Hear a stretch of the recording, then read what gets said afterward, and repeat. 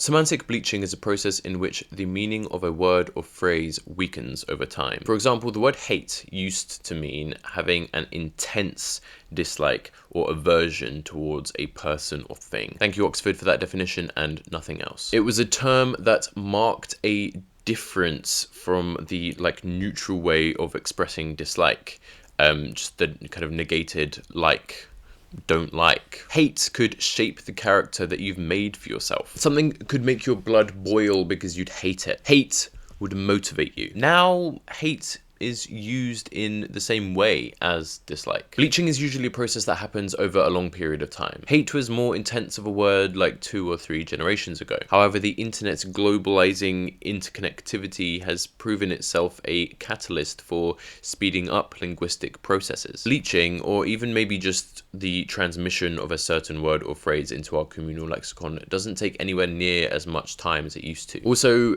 I reckon we just didn't negating all the time. A common cause of bleaching is overuse. The repetition of seeing the same word numbs a portion of its meaning. If we were to have used hate more often as a way to spice up the kind of variety of ways we can express not liking something, then it would be kind of ironic because we've now overused hate as a replacement. Or another example, lol doesn't have the same enthusiastic guttural energy that laughing out loud does because we've used the word so much. Hell, we can probably even transcend words like the laughing crying emoji maybe. They've just been reduced to signal the little exhale you do when you find something vaguely humorous. Video essay as a label to describe something has semantically bleached. It's taken as little as around 5 years, and we're mighty aware of this change. In May of 2023, Elliot Sang noted how many videos that call or market themselves as essays are merely commentary. Now, there is value in commentary. Nevertheless, we have communally decided that the word essay labels a category of relatively more value. It has associations in profundity and academia, and so is compellingly composed and more rigorous with its analysis and data curation. Video essay as a term with these qualities has existed outside of and before YouTube. A lot of people see the video essay as having this prestige, as if it transcends the scrappy nature of a YouTube upload. And videos like that usually get bundled with everything else on the site under the umbrella term content, but that's its own can of worms. But video essay? Well, it must be doing something real special to separate itself into its own category. To call your video an essay meant that it had substance, a value that differentiated itself from the rest of the content that a potential viewer could choose from. Until 7 months after Elliot Sang's meta-commentary, a big hole was blown open regarding the legitimacy of video essays as well as their derivatives. Over the course of 2024, not only did we become skeptical of the originality of video essays, but we also questioned the following. Is there integrity in sticking to a consistent formula in production, titling, etc.? Do they explore topics that we actually need to know about? How are rigid uploads harming depth of research? Are there reasons external to YouTube for misrepresenting data or examples from a text? When is detail appropriate, and when did we forget that it is not the opposite of succinctness? And also, why are essays sometimes used to stoke drama or inflate ego? On YouTube, people flocked to video essays for their prestigious, academic, in-depth and higher quality writing, but their perceptions evolved as new information came to light. Now, those traits carried in the term video essay have weakened thanks to the irresponsibility and malpractice in some video essays, as well as among videos that claim the aesthetic of the essay. Extranet Shakil's video is a rapid-fire deconstruction of the appropriation of video essay as a genre category. It also briefly examines actual video essays that use essayistic qualities, but just happen to be bad. Oh, and look at that. A commonplace example of the word hate as it exists now bleached. Additionally, there's the nature of the video essay itself, which comes into question. You can try to define it, but there's normally a fringe example that someone would bring up as a counter to one aspect of your definition. But then, like, the word fringe carries the futility of those rebuttals because, you know, they're like exceptions to the prototype. But then also you have to ask, like, what defines fringe? What are the prototypical elements of a video essay? And then we just get back to the defining question again. The conversation either goes in circles or it escalates and abstracts until we're talking about like the meaning of naming things. It just becomes far from anything useful. Grace Lee's What Isn't a Video Essay, which came out over 3 years ago, discusses the simultaneous utility and superfluousness of categorizing. Lee points out that the essay as a medium has been ambiguous throughout time, which is exactly where its strength lies. As a result, by seeing what happens if we reconsider and relabel, categorization need not simply be a tool to flatten or simplify. It can allow us to see beyond one fixed perspective. An emerging characteristic of current-day art mediums across the board is the transcendence of genre categories. Rather than following the conventions of a genre as a guide, they are all, each, in the words of video essayist Thomas Flight, tools for the artist. Someone can pull from multiple conventions previously locked to particular genres or aesthetic movements. It specifies messages more explicitly and can also elicit novel explorations of form. We're living in a post-genre world, and I think on the internet we're also living in a post-medium world. Before we figured this out though, Grace Lee still had objections to what constituted a video essay. She doesn't let that narrow her mind though. If you're provided new information that contradicts or expands your perception of something, your opinion of it might change. I don't think I Ate at Every Rainforest Cafe in the Country is a video essay, and Eddie Burback never claimed it to be one. But I have seen people refer to it as a video essay. I can't see why. Maybe they don't know what like a travelogue is, or they're maybe too like worried about seeing too like into it by calling it something really specific. I don't know, but if you wrote an interpretation that justifies I Ate at Every Rainforest Cafe in the Country as a video essay, you know, I might be inclined to change my mind. That being said, we do need rigidity in some sort of way, and there are definitely patterns between the alleged not video essays. If a video can be described as a deep dive or an iceberg or like a list without like reappropriating any of those framing devices to support a thesis that runs as a through line between each analyzed entry, it would be difficult to convince me that like it is a video essay. Oh no, 3 awesome videos that are not video essays. It's the end of the world. Do you want some more? Boom, boom, boom, boom, boom, boom, boom, boom. None of these are video essays. By not using a name associated with greater value, does that mean they are without merit? Or even that their authors are incapable of creating video essays? No, they are teaching. They are entertaining. Some are actionable. Many indeed touch on having essayistic qualities. It's not an offense to recognize that a certain label isn't adequate to describe something. We don't think that deep dives or icebergs or road trips or cultural commentaries are video essays because they don't have any extrapolable analyses or teaching conclusions past X exists. Something a tweet could tell you. The problem isn't just that low value videos are claiming a genre associated with high value, but that we also just don't have a name for non-essayistic high value works that are genre bending. It's hyperpop all over again. The conundrum of the name video essay has arisen for several reasons, and it will come to a head at some point. The 4 video essays that I will imminently review are not my favorites, and nor do I think that they're like the best that came out last year. We're gonna do this irrespective of how much video essay connotes prestige. Neither do these 4 videos share every single quality that I think can be combined to define video essay, but we can,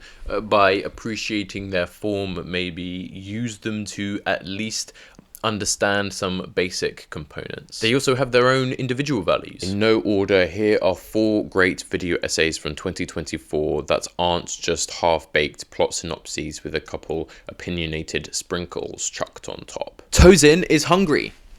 Therefore, he cooks. As the title proposes, Spotify Wrapped, We're All Going to Die frames an existential rumination with the music streaming services summary of your listening habits from throughout the year. You'd think the essay would describe Wrapped as a playful reminder of the passage of time, at how quick you age maybe, but it's only really dedicated to that for its first 5 minutes. Tosin worked at a retirement home for roughly 6 weeks. He talks about how some of the music he consumed then have become time capsules. He uses that and some experiences related to Alzheimer's and passing away to understand the futility of resisting the passage of time. This might sound quite negative, and I think a Tosin of the past would probably deem it so. Instead, he uses the nursing home to reflect on life-affirming experiences. And I don't mean being conscious of your actions in waking time out of anxiety that you won't have appreciated life at the end of it. Rather, ephemera instilled with vitality and being conscious of your actions in waking time out of eagerness for them. By doing so, you can transcend feeling small. You can't bend time to your will, but you can find loopholes in its liminal, transient game. A bulk of video essays analyze an art object, most likely a film or a book, and then extrapolate what they find to something greater. I appreciate how Tosin uses non-art objects as texts to analyze. The yearly Spotify Wrapped spurs reflection on the music industry, which tumbles into reflections on world events, which then refines itself back down to where Tosin is. He treats his time at the retirement home as kind of like a chapter in the book of Tosin, and then his writing about that chapter intertwines eloquence and bluntness so profoundly. It elicits shock and humor and an unusual appreciation of beauty. Never before have I been so enthused by the flushing of a toilet, but Tosin expertly renders it. And not only does it sound weirdly satisfying, but it's also a contextualizing tool too, a poetic necessity to properly introduce the initial sock to the face that is time's encumbment. There's a shot of Tosin's 2021 Wrapped. He slowly zooms outward to reveal that it is not a screenshot. He is filming his desktop directly. He also uses photos of pages for a passage he reads rather than screenshotting an online copy of the text. And I like this. It's not as committed as, say, Orange Wall's definitive take on the CRT aesthetic, though. Tosin's range of real life and digital capturings is a quality of convenience. There's no set. Tosin films in his office and living room, and he doesn't attempt to edit out the beeping of the fire alarm that needs new batteries. It pulls down a layer of artifice and communicates that the words are the primary meaning of the essay here. There's certainly meaningful use of visuals though as well. Covers are centered when albums are mentioned, abstract, coloured nature photography, contours, ponderous conclusions. Tosin is stylistically brash, authentic, messy, and sometimes things have to be that way. If you get caught up in making everything perfect, you won't make anything at all. It's in the filmic form of Spotify Wrapped, We're All Going to Die, where I see its written thesis most clearly. Tosin works with what he has, and he's eager to vitalize them. He teaches you to make the mundane enthralling. When we normally think of video essays, we envisage someone reciting written reflection and analysis. Whether we hear it through voiceover, hear and see it delivered by a host, or read it on a screen, meaning is primarily communicated through language. The video essay has not always been this way though. Video essays have also proven to be communicative by curating clips from existing films, comparing and contrasting them, as well as creatively distorting them. This can elucidate new or emphasize already operative meanings from the shown scenes. You could talk about how sisterhood is depicted in contemporary cinema, or the viewer can identify patterns themselves based on your selected films and how you've ordered them. Sisterhood Study by Laura that is the name of her channel, commits to the latter by sequencing scenes of intimacy between sibling characters. Among them, supporting acts of rebellion, creating art together, play fighting, real fighting, trying to convince them the boy they like isn't worth it, just being silly and yourself. I'm excluding lots, but I'm especially impressed at how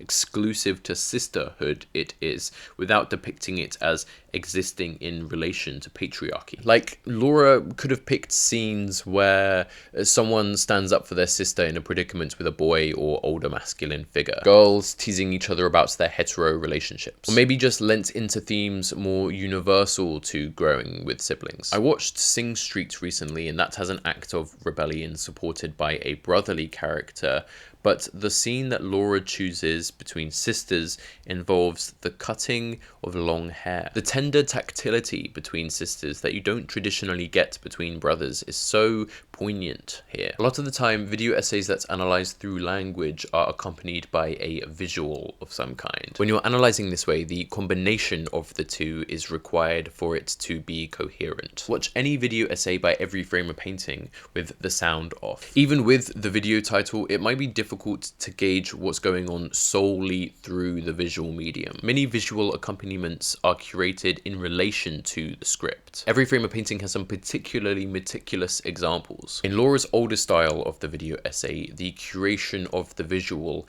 is the script. It is the analysis. Sisterhood Study indeed has audio. It highlights dialogue too, but you still can take in a lot without them. I got the meanings that I did out of the essay before I even discovered the quotes that Laura leaves in the video description. We have our own unspoken language. A look that makes one of us fall on the floor laughing, or the slight inflection in our voice that conveys everything. Someone who sees you exactly as you are and thinks that is enough. Cute as hell. Who said that?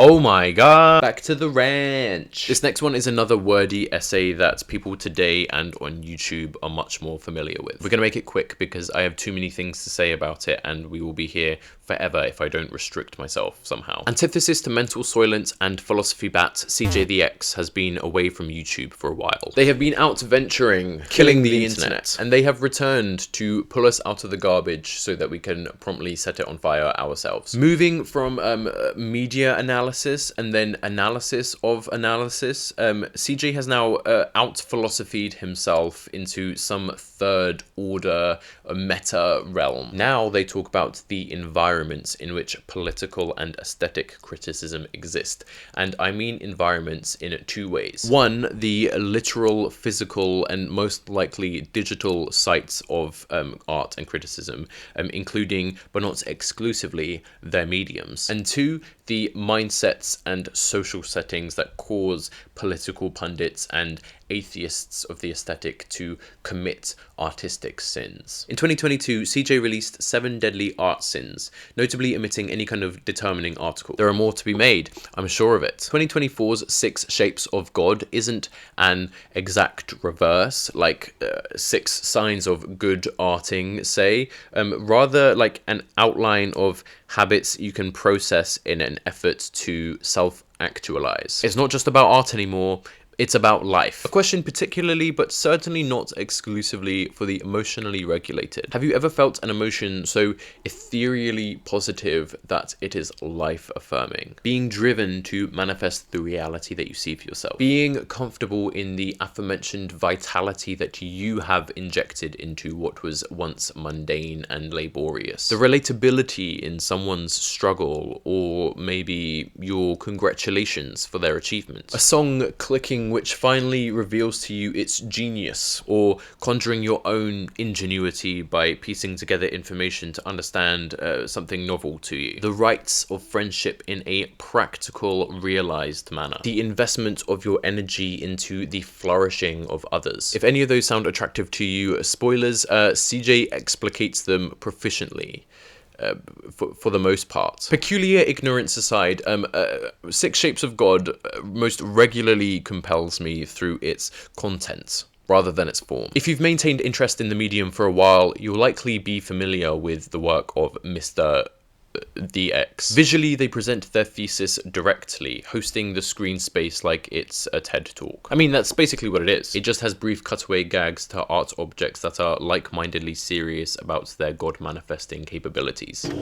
Six Shapes is dealing with some big ideas that are, 1, affirming how I'm appreciating my life, 2, giving me new avenues to exercise conscious appreciation, and 3, challenging other facets that I might not find God in. We are not talking about that one. I am intrigued by something, though. Conspiracy theory CJ the X fanfiction time. Their worst nightmare. Low-key, I don't think this video was born out of the framing device that they give us about seeing a lake. On a live stream a while back, they were asked about the Barbie movie, and apparently there was a poll on their Patreon at some point requesting a video on it. I presume people were drawing connections between his analyses of aesthetic sincerity and Greta Gerwig's own wavering aesthetic sincerity. Producing Barbie was loudly in relation to the needs of a corporate studio and client, rather than wholly her own artistic whims, and the fans wanted to know where CJ sat on that. The conspiracy J goes, it's expanded into Six Shapes of God. Yes. In Six Shapes, CJ conceptualizes the adversarial mindset. You believe there are things that you probably don't enjoy that you must do in order to do the things you indeed enjoy. We can translate the adversarial mindset to how we approach obstructions to maximum aesthetic sincerity. The causes of such obstructions usually point to studio interference, not having the right resources, or selling out, or even, as CJ had previously ideated, balancing the wants of the artist with the expectations of the audience. Six Shapes' point of contention with the adversarial mindset is precisely what I learned from Tosin is Hungry. It is possible to make the things that you probably don't enjoy that you must do enjoyable. Then not only do you find pleasure in the products of those instrumental tasks, but find inherent pleasure in the doing of them as well. Trust me on this. Discovering stretching and the endless customizability of a granola bowl convinced me to get out of bed every morning. You're probably thinking about how this argument can be used by exploitative people. Oh, you don't like doing your job? Just learn to love it. Succumbing to the iron fist of my employer with some pretentious fantasy doesn't motivate me to do my job. I'm still critical of exploitation. I shouldn't have to do it to live, but I do. And I get to speak to people and make friends. Silver linings. It seems the adversarial mindset to CJ is a problem people have in composing criticism regarding aesthetic sincerity. Adversarial mindset people say, for example, when guided by monetary value instead of the inherent value to art, the former derides the latter. Altering your art object because a studio requires it a specific way, otherwise their stocks will plummet, is a thing you must do in order to get to do the thing you indeed enjoy doing. We see this even in a question posed earlier about essay and commentary channels. Many must produce something within a constrained time period so that they're still eligible for AdSense. They are incentivized to plagiarize and conduct less than adequate research if it saves them time. CJ responds, yes, and it is likely set up against you. However, if you should find inherent value in the things you must do, then surely you should also find value in following corporate impositions upon your aesthetic sincerity. False equivalence? I don't know. This is easier to accept in a job divorced from art like retail. Overcoming the adversarial mindset involves applying inherent values to things that you didn't think had inherent value before, and also paying attention to things that were difficult to notice as having inherent value whilst existing in the workplace. It's difficult to accept that in art production because getting to that vocation involves, in and of itself, overcoming the adversarial mindset. Art has an inherent value, but you have to do the instrumental task of making that art. It sounds simple, but it can be a monumental difficulty. Imagine getting over that hurdle only to be handed specifications that are adverse to what you want to say, wholly in the name of money. Probably quite annoying. Finding inherent value in the instrumentally taken blocking of your art is like overcoming a second order adversarial mindset. And it's not as if money is isn't inherently bad either. There's a difference between making your art with the intention to sell it and limiting your art process so that it is more financially profitable. I don't know if this holds water. I'm on their Patreon. I could ask them essentially face to face, but I'm scared. It's hot. The last one is another example of making meaning by compiling interrelated clips, but I fear it may be a little bit of an unorthodox choice. Video Game Donkey's The End of PS5 is a video essay, and it's great. What? What do you mean Donkey isn't a video essayist? I don't think that really matters. I wouldn't say someone like Eddie Burback or Drew Gooden are video essayists, but they've certainly dipped their toes into investigative journalism or essay writing. To return to an earlier point, because the internet exposes us to so many genre and medium conventions, it is easier than ever to pick the most effective method to communicate with. And we know genres and mediums gain associations over time. To evoke an association or intention now involves invoking particular genre and medium conventions. If you want to be taken seriously, following the aesthetic and structure of an analysis-heavy, language-centered video essay might be enough, regardless of quality or necessity. If you want to playfully criticize something, parody might be optimal. Donkey's established show-don't-tell format is personally adapted to his inclination of efficient meaning-making. To review a video game, you might need to describe how persistent an issue is or how effective a mechanic might be. Alternatively, Donkey presents persistent issues by including their high frequency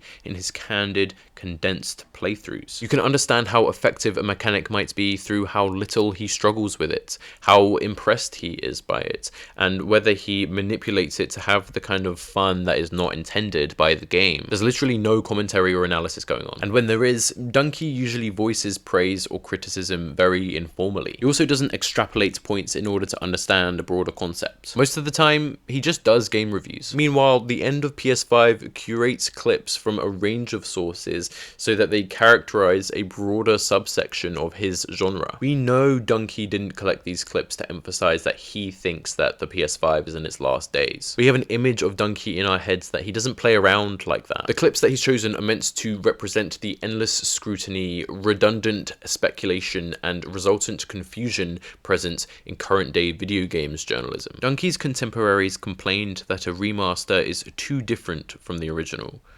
He follows this up with them complaining that a sequel is too similar to its original. Like in Sisterhood study, we can identify patterns and contradictions among Donkey's peers through the curation and the sequencing. It also illuminates his attitude towards them, emphasized through the sarcastic repetition of a soul-stirring piano trill that is so self-serious that it's become somewhat of a meme. Pokemon Black and White forever. Sisterhood study doesn't use language to analyze, and while the end of PS5 is primarily made up of words, it is their extraction and comparison in the vein of Sisterhood study that fulfills the analytic component. Donkey's making fun of people, but through the tools of the video essay. Oh god, oh god, oh god, oh god, oh god, oh god.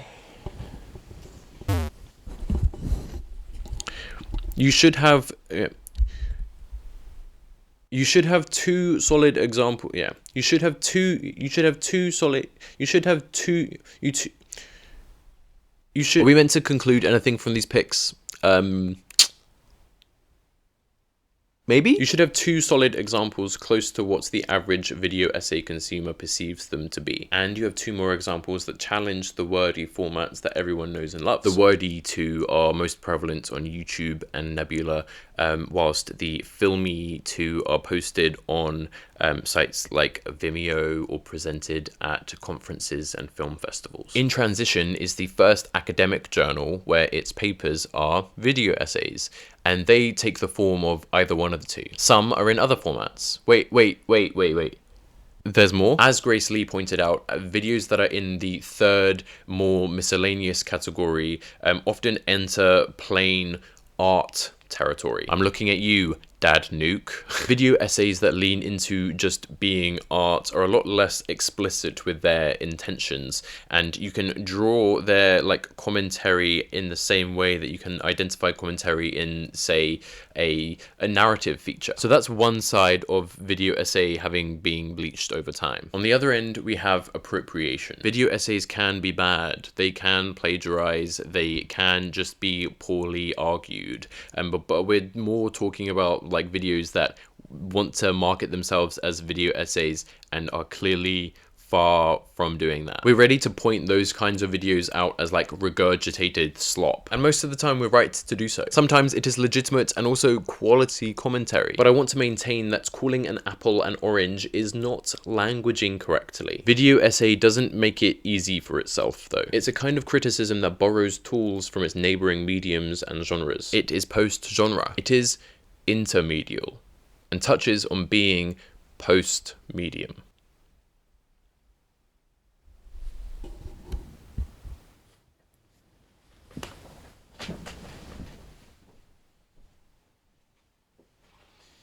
Let's go.